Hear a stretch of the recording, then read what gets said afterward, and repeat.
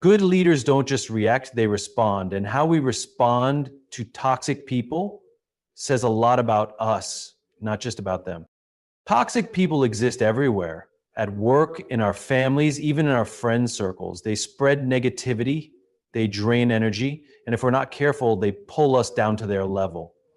But smart people, people who truly understand leadership, growth, and success, treat toxic people differently. Let me tell you a story. There was once a young leader I met, brilliant, talented, and driven, but he had one problem. He kept getting derailed by one toxic team member. This person gossiped, resisted change, and found a way to make everything about them. And every time they did, this leader reacted. He got frustrated, he argued, he let this toxic individual control his energy, his decisions, his mindset. Until one day he made a shift. He realized something. Toxic people don't take power. We give it to them. Power is an interesting thing. Most people assume it's something others take from us, something they steal, something they force upon us. But the truth is, in most cases, power is something we give away. And this is especially true when dealing with toxic people. Toxic individuals thrive on control. They manipulate, provoke, and drain the energy of those around them. They create chaos, stir up conflict, and often leave people feeling frustrated, defensive, or even defeated. But here's what smart people understand. Toxic people don't take power. We give it to them. Think about the last time you encountered someone toxic. Maybe it was a coworker who always found a way to criticize everything you did. Maybe it was a friend who constantly played the victim, making every situation about them. Or maybe it was a family member who knew exactly which buttons to press to make you feel small. What was your response? Did you argue? Did you defend yourself?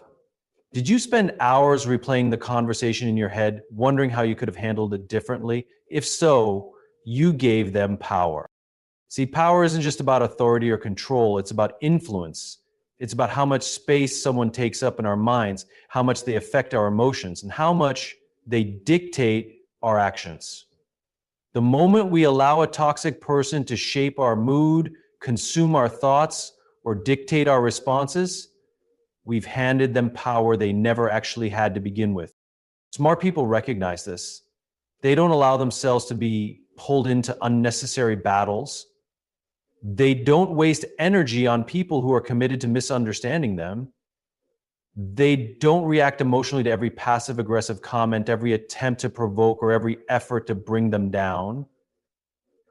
Instead, they choose where their energy goes.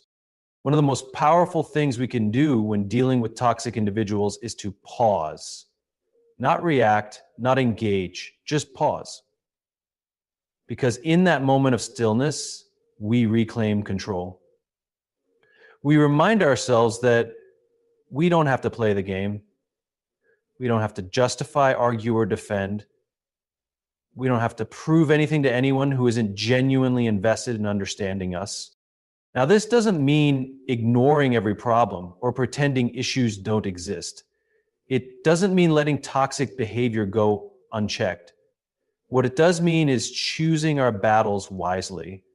It means recognizing that not every insult needs a response, not every argument deserves our participation, and not every toxic person is worth our attention. Toxic people want a reaction. They feed off of emotional responses. They want to see you upset, angry, or thrown off balance because it validates their sense of control. But when you remain calm, when you refuse to give them the emotional reaction they're looking for, they lose their power over you. They become frustrated because their tactics no longer work. This is why smart people approach toxic individuals with intentionality. They don't engage in pointless arguments. They set clear, firm boundaries. They focus on their own growth rather than trying to fix someone else's toxic patterns. And most importantly, they remind themselves that they are in control of their own energy. At the end of the day, power isn't something that can just be taken from us. It's something we allow. And the moment we recognize that, the moment we stop giving toxic people the control they seek, we free ourselves. not by changing them, but by changing the way we respond to them. That is the true mark of wisdom. That is the real power. Toxic people are everywhere. They exist in workplaces, families, friendships, and even in social circles. They manipulate, criticize, create drama, and drain the energy of those around them. Many people believe that if they just say the right thing, explain themselves enough, or show enough kindness, they can change toxic individuals. But smart people know the truth. You can change toxic people, but you can control how you interact with them. This realization is freeing. It removes the pressure to fix people who don't want to be fixed. It eliminates the emotional exhaustion of trying to make someone see reason. One of the biggest mistakes people make when dealing with toxicity, instead of wasting time and energy on someone who refuses to grow. Maybe it's a friend who always plays the victim. Smart people shift their focus to every situation into an emotional crisis, their own reactions, maybe it's their own boundaries, who constantly undermines mental well-being.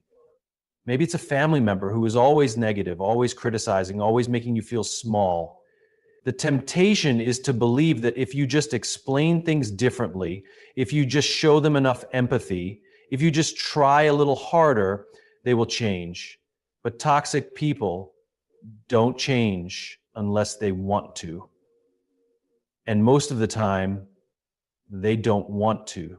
Smart people accept this. They stop hoping for a different version of the same person. They recognize patterns, not promises. They don't fall for empty apologies or short-term changes that quickly revert back to toxic behaviors. Instead, they take control of what they can. Their response. The most powerful response to toxicity is non-engagement. Toxic individuals thrive on emotional reactions. They want to see you frustrated, upset, or defensive. They get satisfaction from knowing they can control your emotions. But when you refuse to react, when you remain calm, when you choose not to engage in their drama, you take away their power. This doesn't mean ignoring every problem. It doesn't mean letting people walk all over you. What it does mean is choosing your battles wisely. It means understanding that not every insult deserves a response, not every argument is worth having, and not every toxic person deserves your time. Setting boundaries is a key part of this. When dealing with toxic people, boundaries are essential. Maybe it's limiting conversations with a negative coworker. Maybe it's deciding not to answer calls from a friend who only brings drama. Maybe it's choosing not to engage in heated discussions with a family member who refuses to respect your opinions. Boundaries are not about being rude. They're about protecting your peace. Another crucial element is detachment. Smart people learn to emotionally detach from toxic individuals. This means not letting their words or actions affect your self-worth. It means realizing that their behavior is a reflection of them, not you. It means refusing to take their toxicity personally. This level of detachment takes practice, but it is incredibly powerful. It allows you to stay in control of your own emotions rather than letting toxic people manipulate them. It keeps you from getting pulled into unnecessary conflicts. And most importantly, it gives you the freedom to focus on the relationships and activities that truly bring you joy. At the end of the day, we can't control other people, but we can control how much access we give them to our minds, our energy, and our emotions. Smart people don't waste time trying to change toxic individuals. They accept them for who they are, but they also decide how much influence those people will have over their lives. By focusing on what they can control, their reactions, their boundaries, and their own growth, they free themselves from the exhausting cycle of trying to fix the unfixable. And in doing so, they create a life that is not only more peaceful, but also far more fulfilling.